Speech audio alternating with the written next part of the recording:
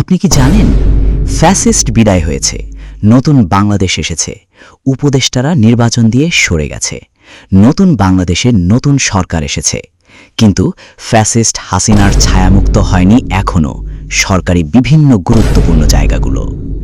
সাধারণ মানুষ সবচেয়ে বেশি যেই জায়গায় সরকারের তথ্য খুঁজে বেড়ায় তা হলো অনলাইনে ডিজিটাল প্ল্যাটফর্মগুলো বা সরকারি ওয়েবসাইটগুলো। অত্যন্ত পরিতাপের বিষয়, সেখানে জল করে ফ্যাসিস্টের উপস্থিতি জানান দিচ্ছে। জানলে অবাক হবেন, দশম, একাদশ ও দ্বাদশ সংসদীয় বডি ছিল অবৈধ, কারণ ফ্যাসিস্ট হাসিনা এই 3 বার অবৈধভাবে মোদি যোগীগণের হাত ধরে ক্ষমতা দখল করে রেখেছিল। আর তার সেই কুকীর্তিকলাপ অর্জনের সাফল্যগাথা জল করে লিস্ট করে রাখা হয়েছে বাংলাদেশ জাতীয় সংসদের ওয়েবসাইটে।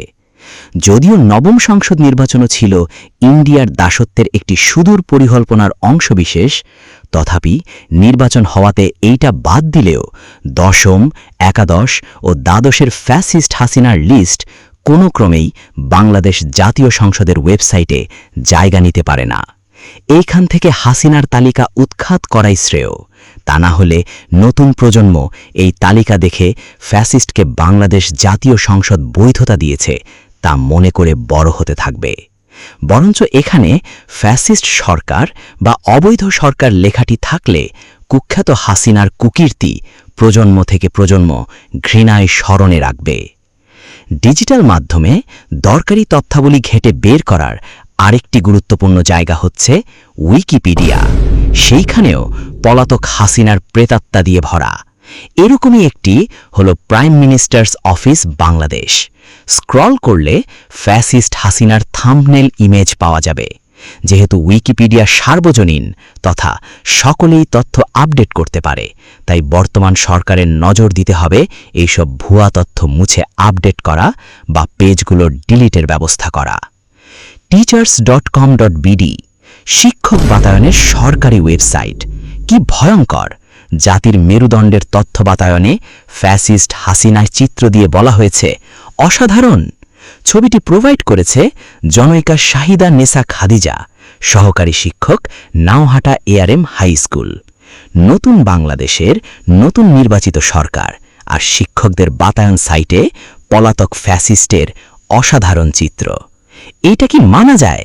খাদিজাকে খুঁজে বের করা হোক আর শিক্ষক বাতায়নের অ্যাডমিনকে খুঁজে বের করা হোক, প্রশ্নের মুখোমুখি করে জিজ্ঞাসা করা হোক পলাতক ফ্যাসিস্ট অসাধারণ হয় কেমনে। দ্রুত ব্যবস্থা নেন শিক্ষক সংশ্লিষ্ট সরকারি কর্তৃপক্ষ শিক্ষক বাতায়নের বিরুদ্ধে। এর পরেরটা দেখলে তো মাথায় আগুন ধরে যাবে। BCS অ্যাডমিনিস্ট্রেশন একাডেমি লাইব্রেরির ওয়েবসাইটে আছে শেখ মুজিবের বইয়ের রেফারেন্স। যেই লোকটি স্বাধীন দেশকে ভারতের পরাধীন করে রেখেছিল, সেই লোকের উপর লেখা বই হাদির বাংলাদেশে অচল। BCS অ্যাডমিনিস্ট্রেশন একাডেমি লাইব্রেরির কর্তৃপক্ষ জবাব দিক যে এই বই কোন দুঃসাহসে তাদের ওয়েবসাইটে এখনও রেখে দিয়েছে। নতুন বাংলাদেশে মুজিব আর তার উত্তরসূরি অচল, সুতরাং এখনই এই বইগুলো সরান। তারপর আসি বাংলাদেশ ডেল্টা প্ল্যান 2100 এর ওয়েবসাইট নিয়ে।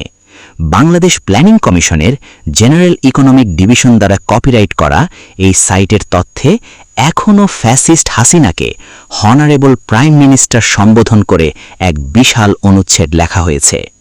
ওয়েবসাইটটি যে সরকারি লোক দ্বারা নিয়ন্ত্রিত তার .gov.bd ডোমেইন দেখে বোঝা যাচ্ছে। সাইটের টাইটেলে লেখা আছে নলেজ পোর্টাল, কিন্তু নলেজ পোর্টালে প্ল্যানিং কমিশন ফ্যাসিস্টের গুণগান গেয়ে নতুন বাংলাদেশের জাতিকে কি নলেজ দেওয়ার চেষ্টা করছে তা কর্তৃপক্ষকে ধরে জিজ্ঞাসা করলে ভিতরের ল্যাস প্যান্সারগুলোর মুখোশ খুলে বেরিয়ে আসবে। বাংলাদেশ প্ল্যানিং কমিশনের এই হঠকারিতা মেনে নেওয়া যায় না। তারপর দেখুন ফাইল খুলনা পোর্টাল.gov.bd এর ওয়েবসাইট। আঞ্চলিক তথ্য অফিস খুলনার টাইটেল সম্বলিত ফ্যাসিস্ট হাসিনার বিশেষ 10 উদ্যোগের গুণগানে ভরা একটি বিশাল PDF ফাইল এখনও অস্তিত্ব জানান দিচ্ছে যে খুলনা পোর্টাল শেখ হাসিনাকে ভুলেনি, তাই সযত্নে তারা ফ্যাসিস্টের গুণগান পরম আদরে পোর্টালে জিইয়ে রেখেছে। এখন প্রশ্ন, খুলনা portal.gov.bd নিয়ন্ত্রণকারী কর্তৃপক্ষ কি এটা হাসিনার ল্যাসপেন্সার বলেই শিং মাছের মতো জিইয়ে রেখেছে, নাকি ইচ্ছে করে নতুন বাংলাদেশের সাথে মোনাফিকি করছে? বিটিআরসি বা এই সংশ্লিষ্ট যারা এইগুলো দেখছে না, তারাও খুলনা পোর্টাল কর্তৃপক্ষের মতো সমান অপরাধী। পলাতক হাসিনার এই একই জিনিস, অর্থাৎ শেখ হাসিনার 10টি বিশেষ উদ্যোগ টাইপের পিডিএফ ফাইল আরেকটি পোর্টালে দেখা গেছে, publiclibrary.sunamganj.gov.bd এর ফাইল পোর্টালে।